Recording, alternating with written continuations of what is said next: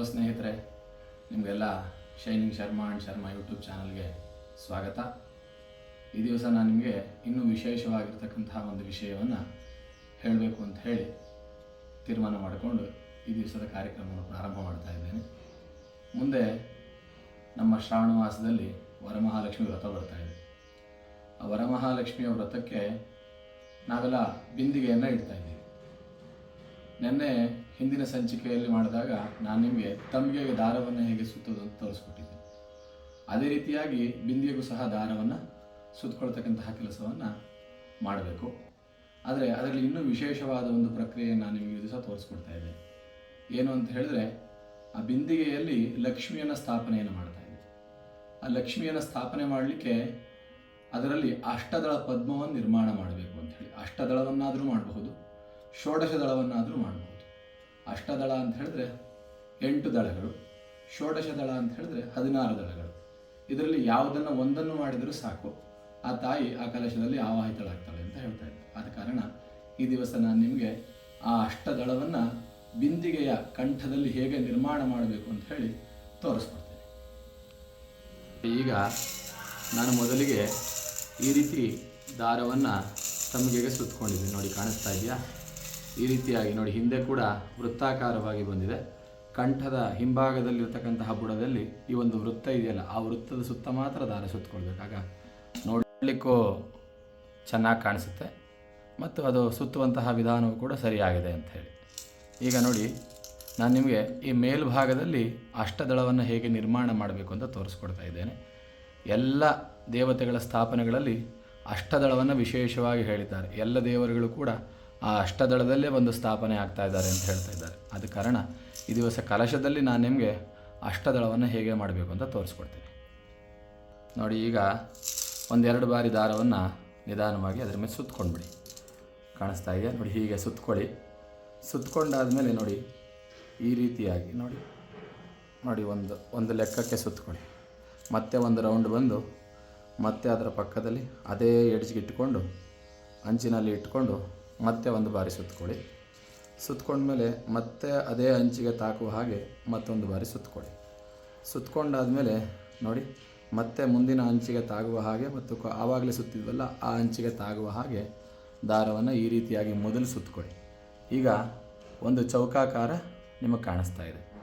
ಈ ಚೌಕಾಕಾರ ಆದಮೇಲೆ ಮತ್ತೆ ನೋಡಿ, ಮತ್ತೊಂದು ಬಾರಿ ದಾರವನ್ನು ಸುತ್ತಕೊಂಡು ನೋಡಿ, ಆ ಚೌಕಾಕಾರದ ಮಧ್ಯಕ್ಕೆ ಸರಿಯಾಗಿ ಆ ದಾರವನ್ನು ಹೀಗೆ ಸುತ್ತಾ ಹೋಗಿ. ನೋಡಿ, ಚೌಕಾಕಾರದ ಮತ್ತೆ ಇನ್ನೊಂದು ಚೌಕಾಕಾರದ ಮಧ್ಯಕ್ಕೆ ಕರೆಕ್ಟಾಗಿ, ಮತ್ತೆ ಇನ್ನೊಂದು ಚೌಕಾಕಾರದ ಮಧ್ಯಕ್ಕೆ ಸರಿಯಾಗಿ ಆ ದಾರವನ್ನು ಹಾಗೆ ಸುತ್ತಾ ಹೋಗಿ. ನೋಡಿ, ಈ ರೀತಿಯಾಗಿ ಸುತ್ತಿದಾಗ ನೋಡಿ, ಈಗ ಇದರಲ್ಲಿ ಅಷ್ಟದಳ ಪದ್ಮ ನಿರ್ಮಾಣ ಆಯಿತು. ಕಾಣಿಸ್ತಾ ಇದೆಯಾ ನಿಮಗೆಲ್ಲ? ನೋಡಿ, ಈಗ ಇದರಲ್ಲಿ ಅಷ್ಟದಳ ಪದ್ಮ ಲೆಕ್ಕ ಹಾಕಿ ತೋರಿಸ್ಬಿಡ್ತೀನಿ. ನೋಡ್ಕೊಳ್ಳಿ. 1 2 3 4 5 6 7 8 ಈ ರೀತಿಯಾಗಿ ನಿಮಗೆ ಅಷ್ಟದಳ ಪದ್ಮ ನಿರ್ಮಾಣವಾಯಿತು. ಇಷ್ಟೇ ಸಾಕು. ಈ ಅಷ್ಟದಳ ಪದ್ಮದಿಂದಲೇ ಸಾಕು ಅಂತ ಅಂದ್ಕೊಂಡ್ರೆ ಇಷ್ಟೇ ಸುತ್ತಿ ಇದನ್ನು ಹೀಗೆ ಕಲಶಕ್ಕೆ ಸ್ಥಾಪನೆ ಮಾಡಿಕೊಳ್ಬಹುದು.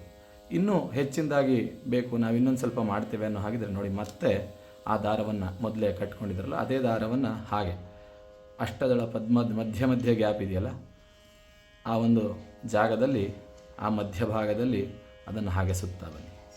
ನೋಡಿ, ಮತ್ತೆ ಅದರ ಮಧ್ಯ ಭಾಗಕ್ಕೆ ಸರಿಯಾಗಿ ನೋಡಿ, ಈಗ ಒಂದಕ್ಕೊಂದು ಸುತ್ತುತ್ತಾ ಹೋಗ್ಬೇಕು. ಹಾಗೆ ನಿಮಗೆ ಒಂದು ಸಿಕ್ಕಿದ ಮೇಲೆ ಮತ್ತೊಂದು ತುದಿ ಸಿಗ್ತಾ ಹೋಗುತ್ತೆ. ಈ ತುದಿಗಳಿಗೆ ಸರಿಯಾಗಿ ಇಟ್ಕೊಂಡು ಮತ್ತೆ ಆ ದಾರವನ್ನು ಸುತ್ತುತ್ತಾ ಬನ್ನಿ. ಮತ್ತೆ ಆ ಒಂದು ತುದಿಗೆ ಸರಿಯಾಗಿ ಮೊದಲೇ ಸುತ್ತಕೊಂಡಿದ್ದ ಒಂದೊಂದು ತುದಿಗಳು ಸಿಗ್ತಾ ಹೋಗುತ್ತೆ. ಮತ್ತೆ ನಿಮಗೆ ನೋಡಿ, ಕಾಣಿಸ್ತಾ ಇದೆ, ಇದೇ ತುದಿ ಅಂತ ಹೇಳಿದ್ರೆ ಇದಕ್ಕೆ ಮತ್ತೆ ಇಟ್ಕೊಂಡು ಮತ್ತೆ ಹಾಗೆ ಸುತ್ತುತ್ತಾ ಬನ್ನಿ. ನೋಡಿ, ಕಾಣಿಸ್ತಾ ಇದೆಯಾ? ಹಾಗೆ ಸುತ್ತುತ್ತಾ ಬನ್ನಿ. ಮತ್ತೆ ತುದಿ ಸಿಕ್ತು, ಮತ್ತೆ ಈ ತುದಿಗೆ ಬಂದು ಮತ್ತೆ ಅಂಟಿಸಬೇಕು. ಅದಾದ ನಂತರ ಮತ್ತೆ ಇದು ಕೊನೆಯ ತುದಿ. ನೋಡಿ, ಇಲ್ಲಿಗೆ ಇದು ಷೋಡಶದಳ ಪದ್ಮ ನಿರ್ಮಾಣವಾಯಿತು. ಷೋಡಶದಳ ಅಂತ ಹೇಳಿದ್ರೆ ನಾನು ನಿಮ್ಗೆ ಆಗಲೇ ಹೇಳಿದಾಗೆ 16 ದಳಗಳು. 16 ದಳಗಳನ್ನು ಬೇಕಾದ್ರೆ ನಾನು ನಿಮಗೆ ಎಣಿಸಿ ತೋರಿಸ್ತೇನೆ. ನೋಡ್ಕೊಳ್ಳಿ.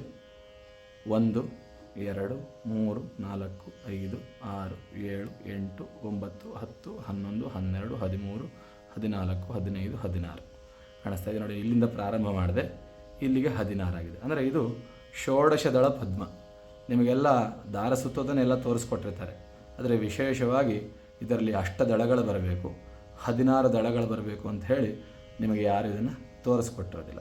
ತೋರಿಸಿದರೆ ತುಂಬ ಸಂತೋಷ, ಆದರೆ ಸಾಧಾರಣವಾಗಿ ಯಾರು ನಿಮಗೆ ಇದನ್ನು ತೋರಿಸಿರೋದಿಲ್ಲ. ಈ ವಿಶೇಷವಾಗಿರ್ತಕ್ಕಂತಹ ಒಂದು ಪ್ರಕ್ರಿಯೆಯನ್ನು ಕಲಶದಲ್ಲಿ ಮಾಡಿದಾಗ ನಾವು ಯಾವ ದೇವತೆಯನ್ನು ಇಲ್ಲಿ ಆವಾಹನೆಯನ್ನು ಮಾಡ್ತಾ ಇದ್ದೀವೋ ಆ ದೇವತೆ ಬಂದು ಇಲ್ಲಿ ಸ್ಥಾಪನೆ ಆಗ್ತಾರೆ ಅಂತ ಹೇಳಿದ್ದಾರೆ. ಆದ ಕಾರಣ ಈ ರೀತಿಯಾಗಿ ಷೋಡಶದಳ ಪದ್ಮವನ್ನು ನಿರ್ಮಾಣ ಮಾಡಿಕೊಳ್ಳಿ. ನೋಡಿ, ಈಗ ಆ ಷೋಡಶದಳವನ್ನು ನಿರ್ಮಾಣ ಮಾಡಿದ ಮೇಲೆ ಒಂದೆರಡು ಬಾರಿ ಈ ರೀತಿ ಸುತ್ತಕೊಳ್ಳಿ. ಒಂದೆರಡು ಬಾರಿ ಈ ರೀತಿ ಸುತ್ತಕೊಂಡು ಕೈಯನ್ನು ಈ ರೀತಿ ಮಾಡ್ಕೊಳ್ಳಿ. ಒಂದು ರೌಂಡ್ ಹಾಕ್ಕೊಳ್ಳಿ. ಒಂದು ವೃತ್ತವನ್ನು ಮಾಡಿದ ಮೇಲೆ ಅದನ್ನು ದಾರವನ್ನು ಈ ರೀತಿ ಕಂಠದಲ್ಲಿ ಸೇರಿಸಿ ನೋಡಿ, ಈ ರೀತಿಯಾಗಿ ಅದನ್ನು ಜಗ್ಗಿದ್ರೆ ಅದು ಗಟ್ಟಿಯಾಗಿ ಕುಳಿತುಕೊಳ್ಳುತ್ತೆ. ಈ ರೀತಿಯಾಗಿ ನಾನು ನಿಮಗೆ ಈ ಷೋಡಶ ದಳವನ್ನು ಬಿಂದಿಗೆಯಲ್ಲಿ ಹೇಗೆ ಮಾಡೋದು ಅಂತ ತೋರಿಸ್ಕೊಟ್ಟಿದ್ದೀನಿ.